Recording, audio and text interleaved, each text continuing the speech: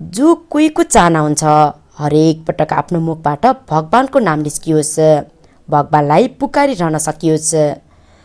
तर यो सबैलाई आफ्नो कामको व्यस्तताको कारणले गर्दा सम्भव नहुन पनि सक्छ। चाहँदा चाहँदै पनि भगवानलाई पुकार्न नभ्याइन सक्छ। त्यसैले यदि तपाईँले आफ्नो बच्चाको नाम नै भगवानको नामबाट राखिदिनु भयो भने सुनमा सुगन्ध बेसिए झैँ हरेक दिन धेरै पटक आफ्नो बच्चालाई बोलाउँदा भगवानलाई पुकारिरहनु भएको हुन्छ।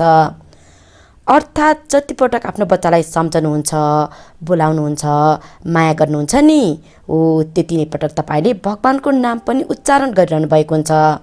अनि भएन त सुनमा सुगन्ध।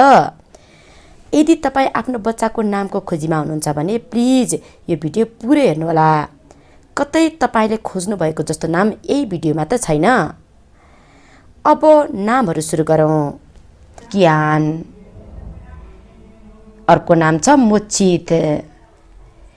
यस्तै गरी अर्को नाम छ प्राणित। यसै गरी अर्को नाम छ आदिव। यसै क्रममा भगवान रामको अर्को नाम छ जनार्दन। आफ्नो छोरालाई जनार्दन नामले पनि बोलाउन सक्नुहुन्छ। यस्तै गरी अर्को नाम छ दुर्वित। यसै क्रममा भगवान श्रीरामको अर्को नाम छ सनय। तपाईँले आफ्नो छोरालाई सनय नाम पनि दिन सक्नुहुन्छ। यस्तै गरी अर्को नाम छ हितांश। यस्तै गरी अर्को नाम छ प्रणय। आफ्नो छोराको नाम प्रणय पनि राख्न सक्नुहुन्छ। यस्तै गरी अर्को नाम छ वार्णेय। तपाईँले आफ्नो छोरालाई वार्णेय नाम लिएर पनि बोलाउन सक्नुहुन्छ। तारण, तपाईँले आफ्नो छोराको नाम तारण पनि राख्न सक्नुहुन्छ। यसै गरी अर्को नाम छ क्षेत्रज्ञ। यस्तै गरी अर्को नाम छ सर्व। तपाईँले आफ्नो छोराको नाम सर्व पनि राख्न सक्नुहुन्छ। यस्तै गरी अर्को नाम छ महारदी। तपाईँले आफ्नो छोरालाई महारदी नामले पनि बोलाउन सक्नुहुन्छ। अर्को नाम छ महाक्ष्य। यस्तै गरी अर्को नाम छ भावन। तपाईँले आफ्नो छोरालाई भावन नामले पनि बोलाउन सक्नुहुन्छ। अर्को नाम छ सरब। यस्तै गरी अर्को नाम छ बिच्छर। बिच्छर नाम भगवान विष्णुको अति नै प्रिय नाम हो। यस्तै गरी अर्को नाम छ श्रीगर्भ। तपाईँले आफ्नो छोरालाई श्रीगर्भ नामले पनि बोलाउन सक्नुहुन्छ। अर्को नाम छ प्रभुत। यस्तै गरी भगवान विष्णुको अर्को नाम छ यज्वा। अर्को नाम छ पिसल। तपाईँले आफ्नो छोरालाई पिसल नामले पनि बोलाउन सक्नुहुन्छ। यस्तै गरी अर्को नाम छ जनन। तपाईँले आफ्नो छोराको नाम जनन पनि राख्न सक्नुहुन्छ। यस्तै गरी अर्को नाम छ प्रणव। यस्तै गरी अर्को नाम छ रक्षण। तपाईँले आफ्नो छोरालाई रक्षण नामले पनि बोलाउन सक्नुहुन्छ। यस्तै गरी अर्को नाम छ मेघज। आफ्नो छोराको नाम मेघज पनि राख्न सक्नुहुन्छ। यस्तै गरी अर्को नाम छ गोपति। अर्को नाम छ निर्गण। अवनीश। अवनीश भन्नाले भगवान गणेश भन्ने बुझिन्छ।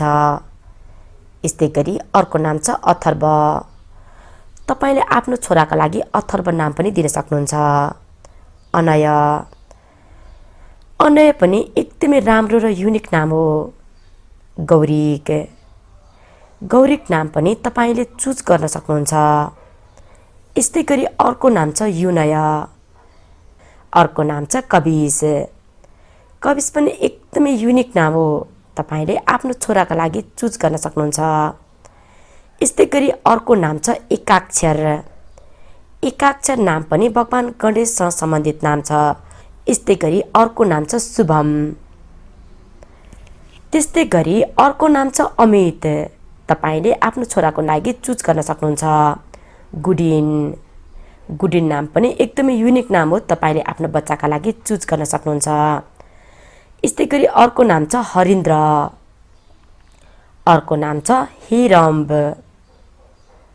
यस्तै गरी अर्को नाम छ कविश। आफ्नो बच्चाका लागि कुन नाम चुज गर्न मन लाग्छ त्यही नाम तपाईँले इच्छा अनुसार चुज गर्न सक्नुहुन्छ। यस्तै गरी अर्को नाम छ पासिड। पासिड पनि एकदमै युनिक नाम हो। अर्को नाम छ प्रमोद। यस्तै गरी अर्को नाम छ साम्भवी वा साम्भव। यस्तै गरी अर्को नाम छ अक्षत। अर्को नाम छ प्रणव। यस्तै गरी अर्को नाम छ सात्विक। अर्को नाम छ तारक। यस्तै गरी अर्को नाम छ वृषाङ्क। अर्को नाम छ सर्वज्ञ। यस्तै गरी अर्को नाम छ अनग। अनग नाम तपाईले आफ्नो छोराका लागि राख्न सक्नुहुन्छ। व्योमकेश। व्योमकेश नाम एकदमै युनिक नाम हो र आफ्नो छोराका लागि राख्न सक्नुहुन्छ। अव्यय।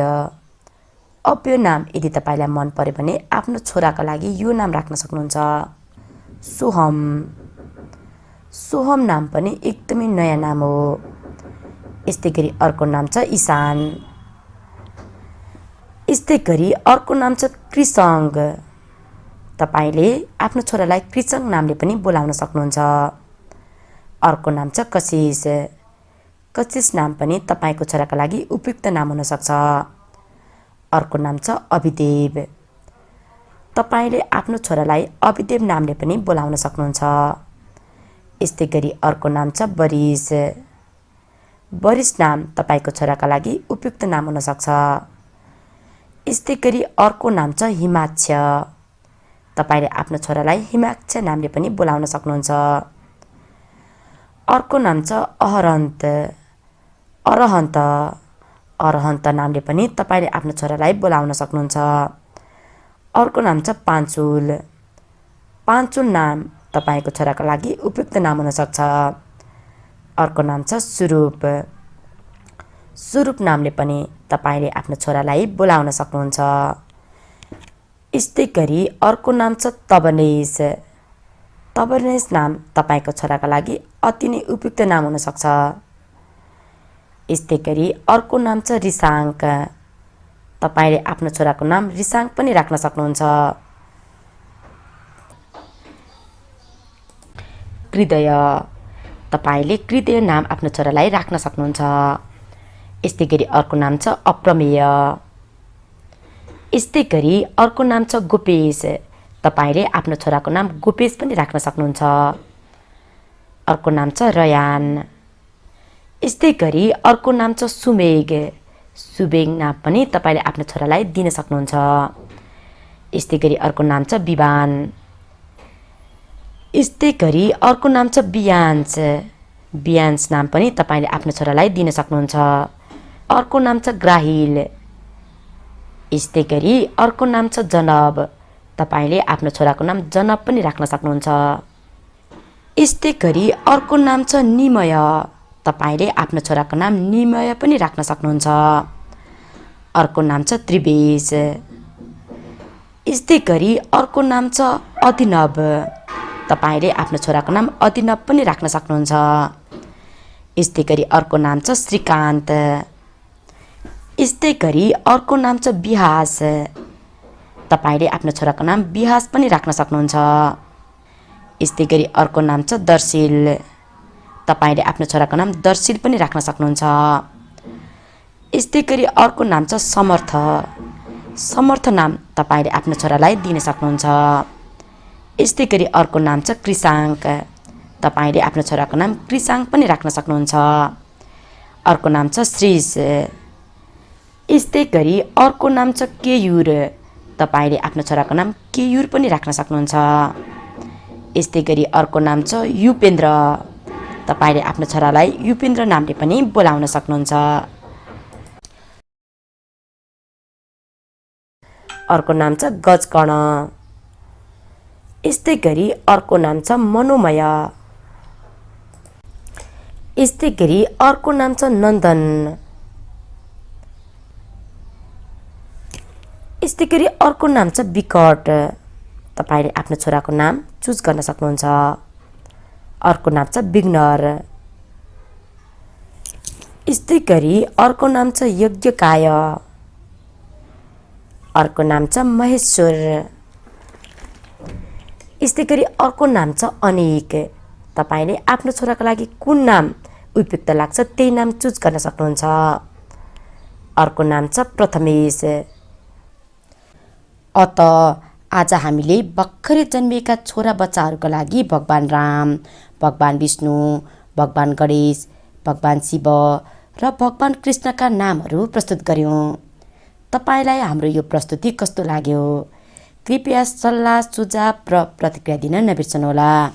र हाम्रो च्यानल ज्ञान सागर स्टुडियोलाई सब्सक्राइब गर्नुभएको छैन भने यस्तै खाले जानकारीमूलक भिडियो हेर्नका लागि सब्सक्राइब गर्न पनि नछुटाउनुहोला। भिडियो पुरा हेर्नुभएकोमा तपाईलाई धेरै धेरै धन्यवाद।